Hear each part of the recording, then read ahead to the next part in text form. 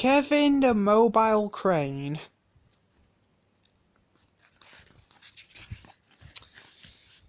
This is a story about Kevin, a little crane who helps Victor mend engines at the Sodor steamworks. Clumsy Kevin had a lot to learn, but when Spencer ran into trouble, could Kevin come to his rescue? Early one morning, all was quiet at the Sodor steamworks. Victor, the little tank engine, and Kevin, the small yellow crane, were fast asleep. Then suddenly, poop, poop, poop, the noise of an engine whistling loudly woke them up. "Trembling tracks," said Kevin, as a train rushed by. "What's that noise?" "That's Spencer's whistle," replied Victor. "I'd know that snooty sound anywhere." Spencer was visiting from the mainland. He wanted everyone to know he had arrived on Sodor. Victor and Kevin got ready to start the day's jobs. They liked helping broken down engines to get back on their wheels again.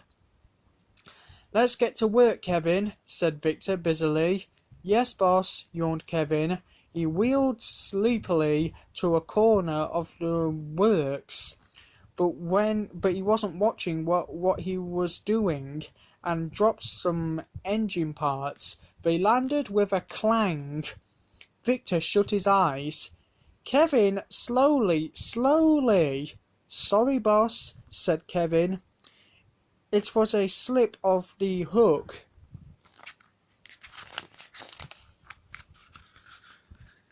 Meanwhile, Spencer had steamed to Tidmouth sheds. The engines were still dozing inside. "Poop, poop," whistled Spencer. "Wake up, lazy bones. Why don't you get to work like me?" he went on rudely. "Poop, poop yourself," grumbled Gordon crossly. He was tired from pulling the big express. "You could do with a washdown," teased Spencer.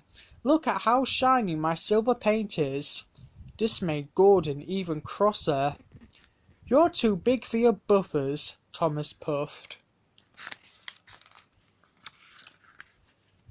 Thomas's crew lit his fire, and Thomas built up steam. He shunted slowly out of the sheds. His first stop would be the steamworks, so that Victor could mend a crack in his funnel. Spencer steamed after him. "Let's have a race to see who's faster," he said. "No thanks, Spencer," said Thomas. He knew he had to get his funnel fixed so that he could be a really useful engine again. "Scaredy engine?" Spencer sneered. At the works, Kevin was still making mistakes. "Those hooks can be slippy," said Victor kindly. "Keep going, Kevin." Just then Thomas puffed in with Spencer. Kevin was so excited to see them that he wheeled straight into a heap of scrap iron. Clang, crash. "Hello, Spencer," smiled Kevin. "Do you need a helping hook?" "No, I do not. Big engines like me never break down," Spencer sneered. Kevin wanted to show how strong he was, but he hooked too much at once. The load was so heavy, it slipped from Kevin's hook and landed right in front of Spencer. Clang, crash, bang. "You clumsy crane! Stop that din!" shouted Spencer as loudly as he could. "Haven't you got a job to do, Spencer?" said Victor when the noise had stopped. "You're taking up a lot of track." Spencer was shocked. He slid out of the works without saying a word. "No one speaks to me like that," he thought to himself. As Spencer puffed away, there was Gordon pulling the express. "Poop, poop, hello, Spencer," whistled Gordon. "How do you like my express train?" But when Spencer tried to call back, no sound would come out of his whistle. Spencer had lost his voice. He slid away as fast as his wheels would carry him. "He's dreadfully rude," Gordon grumbled to his driver. Spencer steamed to Great Waterton to collect the Duke and Duchess of Boxford. When they reached the station, the Fat Controller and Lady Hat were waiting there too. "Hello, Spencer," the Fat Controller boomed, but Spencer said nothing. The Duke and Duchess got into Spencer's coach, and Spencer steamed away again. That night, when Spencer puffed into the sheds, Gordon was telling the engines how rude Spencer had been that day. "He needs to learn some manners," said James, but Spencer still said nothing. Thomas was surprised. He thought that Spencer would be sorry for being rude. Spencer went to sleep feeling very worried. The next morning Spencer was still worried. His funnel felt funny and he couldn't speak.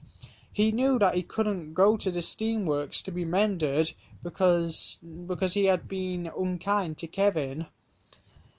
He set off to collect the Duke and Duchess. He had to take them to the docks in time for their ferry. He took the track that ran behind the steamworks. Spencer was going along nicely until suddenly he stopped with a splutter. Now Spencer had run out of water too. When Spencer tried to whistle, all that came out was a funny muffled sound. Luckily for Spencer, Kevin heard the funny whistle. He wheeled behind the works to see what was making the noise. He was surprised to see Spencer broken down. "Don't worry, Spencer," said Kevin kindly. "We can fix you." Spencer had never been more pleased to see Kevin. He smiled at the little crane. Kevin gave Spencer a nice long drink of water while Victor mended Spencer's whistle. Then Kevin finished his jobs carefully. He tidied trucks and moved metal without a single clang. Soon Spencer felt much better. "Thank you," he said to Kevin and Victor. "I'm sorry I was rude." He collected the Duke and Duchess and arrived at the docks just in time for the ferry. Kevin and Spencer are now great friends. Spencer always visits Kevin whenever he comes to Sodor, and he never shouts.